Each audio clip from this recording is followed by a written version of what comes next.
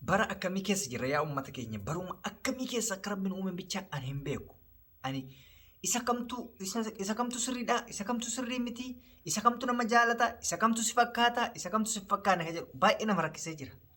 Keessumaa'u waa'ee Jawaar Mohaammed kana irratti rakkinni amma dura uumamaa turee fi amma hoo maaltu uumame kan jedhu irratti waan baay'ee arginee jira.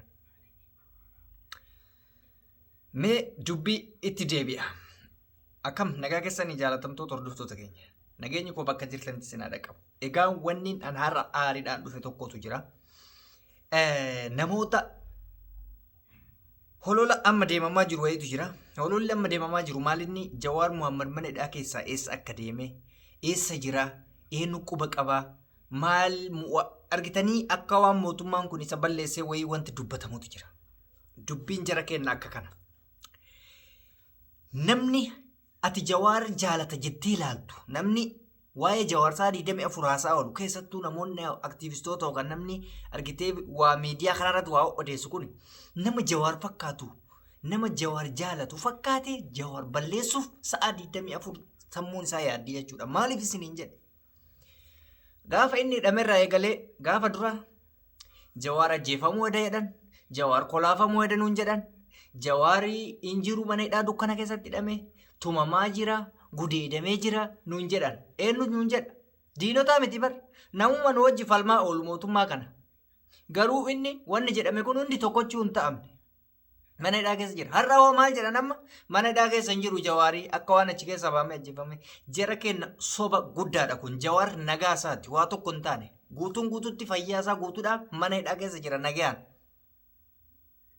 Kijibaan ummata immooshin gootanii tarsiimoo ittiin ummata masaayisan dhabdanii ummata sobdanii fedha keessa galchitanii akka ummanni ol ka'eetiin waa balleessuuf yaaliin isin godhaa jirtan ammas fashalaadha. Isaayyuu miti inumaayyuu akka Jawaar ajjeefamuu barbaadaa jirtan.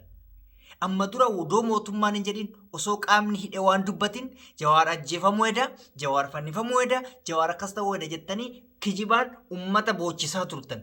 Profaayilii keessan gurraachessitanii namoota hayyoonni isin hin jennu profaayilii keessan gurraachessitanii akka waan Jawaar du'e akka waan Baqqalaan du'ee gootanii nu boochisaa turtan sa'a 24. Har'allee isuma gochuudhaaf Jawaar mana hidhaa keessa hin jiru jedhanii holola oofan. Kijiba ooftan. Dhuguma isin Jawaar jaallattanii osoo hin taane akka inni du'u barbaaddan. Maaliif? Waan isin asii posottan kana bilxiginnaan laaltee akka isa ajjeestu barbaaddaniiti. Jawaar mana hidhaa keessa hin jiru wanni isin jettaniif akka mana hidhaa keessaa dhabamsiisanii ajjeesanii silaa yoo du'ellee namni dubbatu waan hin jirreef akkas yaaddaniiti. Bakka isaa sanbuu yaaddaniiti. Bakka isaa sanbuu dadhabdanii jirtan. Manuma inni mana hidhaa keessa taa'ee isin bakka isaa san akka duraanii sanitti masakuu dadhabdanii jennaan maqaa isaatiin daldala eegaltan. Jawaar nagaa isaati uummata kenna isin waa tokko sammuu keessan hin dhiphatin. Amma booda baradhaa. Gaafa namicha bilxiginnaan hayyoota fi uummata keenya hiitee mana hidhaatti guuraa turte waan nuun jechaa turan dhageeffattan. Erga mana hidhaatti keessaa ba'a warri hidhame waan jedhan dhageeffattan. Amma dura maal jedhama? Guyyoo Waariyoo fa'aa akkanatti tumamanii dirqamaan Jawaaritti raguu qabda jedhanii yookaan si baasna jedhanii maal jechaanii turan. Guyyoon achi hidhaa keessaa ba'ee kuni tokkochuu nurra hin geenne tumaa wayiillee hin argine dirqamaan ragi ka jedhellee hin argine waa'ee isaa qofa beeytanaan jedhan jedhe akkatti kijibni wal oofaa ture jechuudha. Afaanummaan warra kijibdootatu bakka garaagaraa deema. Kanaaf yaa uummata Oromoo bal'aa warri miidiyaa irratti isin boochisaa jiran hin boo'inaa. Jawaar nagaa isaatti yoo Rabbiin jedhe harka diinatii hin baay'inni.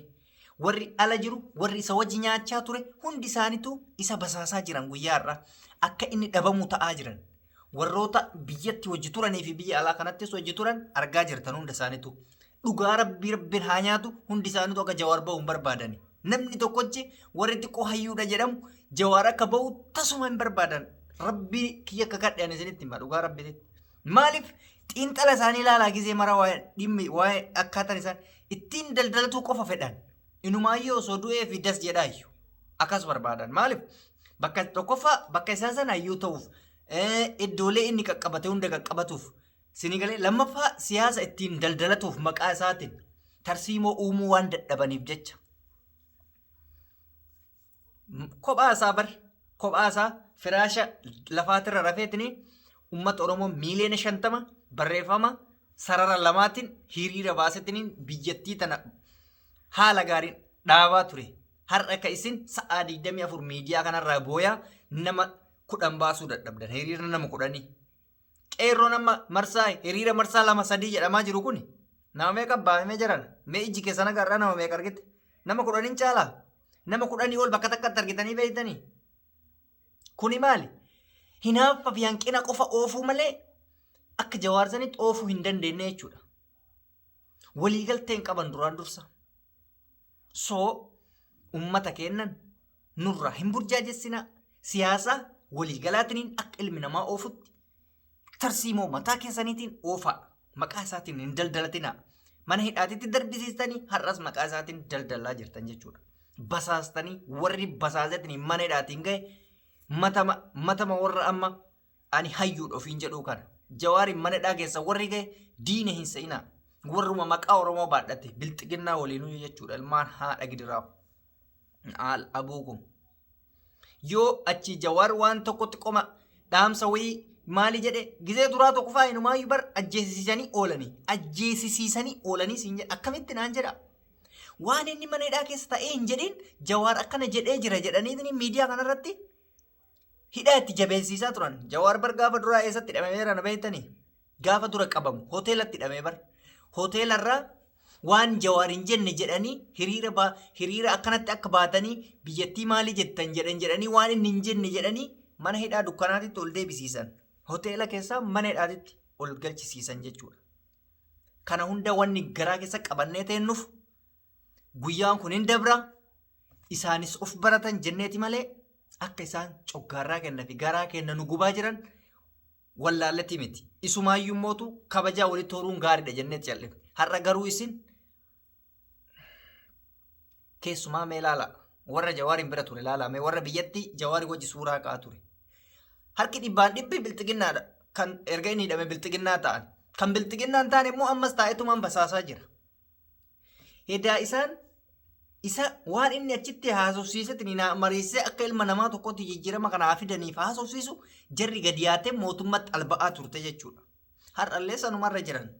Waan inni mana hidhaa keessaa maatiitti himaatu gadi baanii akkana jedhe jawaar jedhaniini dubbii itti jabeessan argaa. Akka inumaa murtiin itti ol jabaatu ragaa itti ba'an. Kana hunda obsinaa jechuudha. Nuti siyaasa beeyne fi wallaalleef osoo hin taane wanti ta'amaa jiru osoo arginu bira darbuun garaa nu gubeeti. Isumaayyuu har'a wayyaanee fi bilxiginnaallee kun wayyaanee nutti faarsaa kun bilxiginnaa nutti faarsaa nuti madaa garaa keessaa qabna. Gaafa ati xiqqoo waa'ee isaanii faallaa dubbattu arrabaan lafaa si balleessan. Gaafa ataa qawwee dubbattu arrabni dachii kanaa fi samii kana akka si xuyisiisa. Isiniif hin galle dubbiin alaa fi keessa fi mootummaarraa hojjetamaa jirus gaarii jawaar ka yaadu tokkochi hin jiru. Gaarii jawaar ka yaadu miskiina waan beeyne kana bichaa warra yaada isaaniitiin dhugaa se'anii sheer godhan kana. Kana sadarkaa kanarra jirra jechuudha. Kanaaf obbo Jawaar Mohaammed nagaa isaati maatii isaatis nagaa qabanii hundi isaanii nagaadha. Haa ta'u mana hidhaa keessa jiranii yoo danda'ame qeerroon Oromoo falmii godhee tokkummaadhaan karaa nagayaatiin mana hidhaa keessa akka inni bahu abdii qabna. Rabbi isaa baasu, Rabbi hojjaa jiraatu. Wanti hunduu ni dabra waan ta'eef akka itti nafu.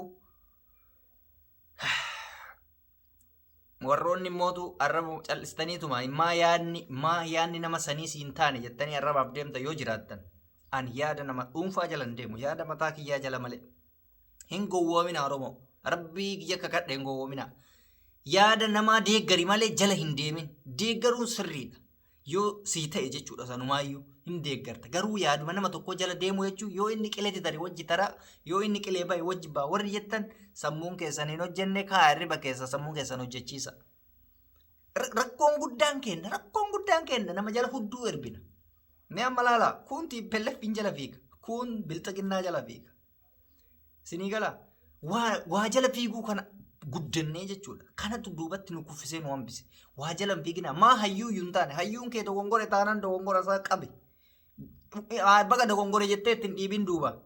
sirrii jireenya dogongorri isaa sun sirriidha jettee giddiin goggogaa nama hin dhiibin sammuu kee amansiisi yaadni isaa kun dogongoraa sirraa'uu qaba jedhi yaada kee bilisaan ibsadhu arrabaaf hin jarjarin yaadan deebisi arrabni faayidaa tokko hin qabu kanan isiniin jedha daawwattoota hordoftoota keenya baay'ee aaree na of kolchaa isiniin jedha qophiin har'aaf qabu kanuma fakkaata baay'ee aara keessa waan tureef waan baay'ee haasa'uu danda'a garuu waanuma jiru irraa hin dubbadhe nagaan naa tura.